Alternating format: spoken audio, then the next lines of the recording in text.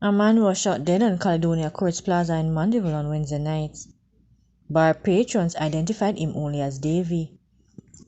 Preliminary reports are that shortly before 11 p.m., armed assailants stormed the plaza and opened fire on the man in the vicinity of a bar. He reportedly collapsed on a staircase on the second floor of the plaza. The incident also sent patrons from multiple bars at the location scampering for cover as gunshots rang out. The area has been the scene of several shooting incidents over the year.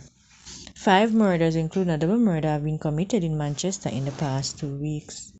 A 19-year-old mechanic has been charged with the murder of a 17-year-old. Charge is Robert Bailey, otherwise called Roshan, of Penguin Key in Maypen, Clarendon.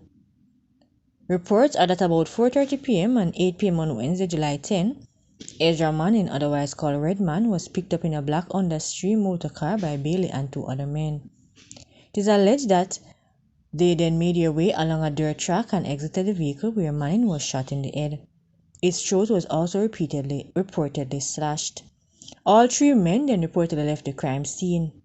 On Thursday, July 11, about 7 a.m., Manning's body was discovered by citizens who called the police.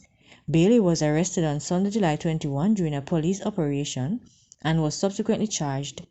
Preparation for his court date are underway. Bailey also has been charged with possession of prohibited weapon and unauthorized possession of ammunition.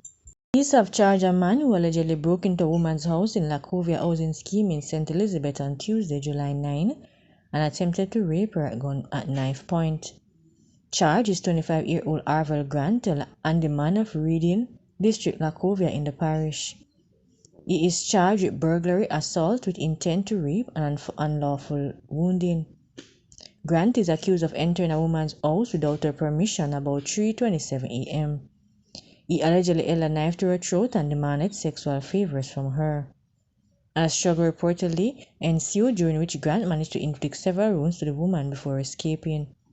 A report was made to the police and an investigation was launched. Grant was taken into custody on Friday, July 19, and was subsequently charged. His court date is being finalized.